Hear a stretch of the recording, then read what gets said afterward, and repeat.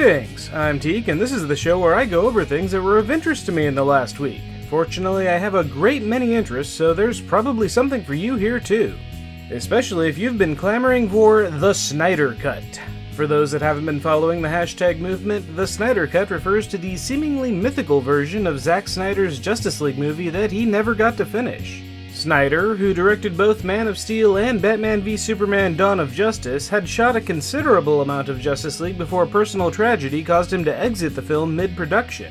Joss Whedon was instead brought in to finish the film, resulting in massive reshoots that, among other things, gave us Superman's hilariously CGI'd upper lip.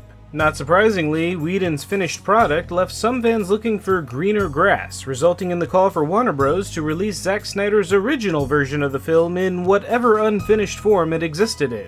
Since then, the Snyder Cut has been a white whale for the fandom, occasionally snoked on by Snyder himself and some of the Justice League cast members. Fortunately for them, HBO Max needed a way to drum up some attention for their new streaming service, and a global pandemic hit, which has catastrophically disrupted the studio's ability to produce new content. Somebody at Warner Bros. Apparently remembered that Zack Snyder was sitting on 4 hours of unfinished movie in his attic, and thus the call was made. It was announced this week that the Snyder Cut of Justice League will release in 2021 on HBO Max. Warner Bros. Is reportedly putting between $20 and $30 million into the post-production to turn Snyder's rough cut into a finished product, but while some of the previous actors may be used for voiceover, it does not appear that actual reshoots are on the table. It's also not clear yet if the Snyder Cut will be comprised of a single long movie or broken down into parts. It will, however, be interesting to see how the Snyder Cut affects how Warner Bros. Moves forward with future DC adaptations. Ezra Miller's Flash movie is still optimistically scheduled for 2022. Assuming that movie still happens at all, which Justice League movie will the Flash remember? Of course, since it is the Flash, he may remember both anyway. Meanwhile, on the TV side of things, there's even more unexpected news on DC adaptations. It was announced this week that Ruby Rose would not be returning as the titular Batwoman for the show's second season. The exact reason for Rose's departure has been left notably vague by both Rose and the CW, but whatever the reason, it seems that the second season of Batwoman is going to have to go in a new direction than originally planned. Heading into upcoming releases, Agents of S.H.I.E.L.D. is apparently still a thing. Who knew? Season 7 of the show appears to have sent the team back in time to 1931, which I suppose makes it easy to avoid inadvertently conflicting with the movies during this 2-year gap between contemporary entries. Of course, HBO Max is launching as well, bringing a new iteration of Looney Tunes with it. The show looks pretty good, but I don't understand the yellow gloves. Over in video games, releasing this week on Steam is Burn Me Twice. I'm not exactly sure what it is, but it seems to be a free-to-play game, so why not check it out? Wildfire is a pretty sweet-looking pixel art platformer with a bunch of neat abilities and stealth mechanics, so lots of bonus points there.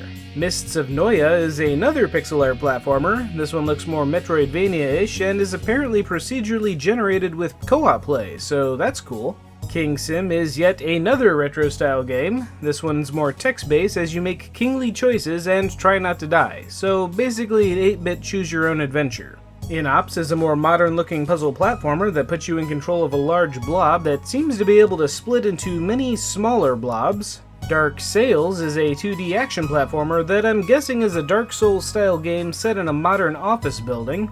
And for even more retro action, Charon's Crypt is Zelda for the Game Boy Color in everything but the copyright. Finally on Steam, I don't think Crystal Story, The Hero and the Evil Witch is an RPG Maker game, but it does look pretty good for a single-person dev team.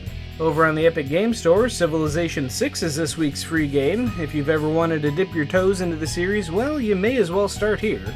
And moving over to consoles, there's Shantae and the Seven Sirens, heading for the Switch, along with the PS4, Xbox One, and PC, though I couldn't find a Steam page for it. Also on the Switch, everything old is new again, starting with Xenoblade Chronicles Definitive Edition, bringing the Wii RPG up a couple generations with HD graphics and some bonus content.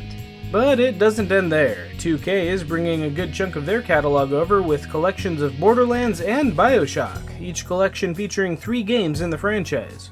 And of course, there's also the XCOM 2 collection, bringing XCOM 2 and its expansions and DLC to the Switch in one package. That leaves us with this week's awesome video. Cody Shoddy weighs in on the most pressing issue of our time, the rapid rise and fall of Quibi, or at least the fall part of it. And this seems as good of a time as any to note that they spent $1.7 billion to make Quibi. That's enough money to make 485 episodes, or 48 seasons, of Lucifer. A thing you wouldn't want to do, but would still be a better idea than Quibi. That's it for this week, so are you excited enough about the Snyder Cut to subscribe to HBO Max? Let me know in the comments. Be sure to subscribe to my channel for more videos, and maybe give me a like if you think I deserved it. I hope you enjoyed this video, and have a great week!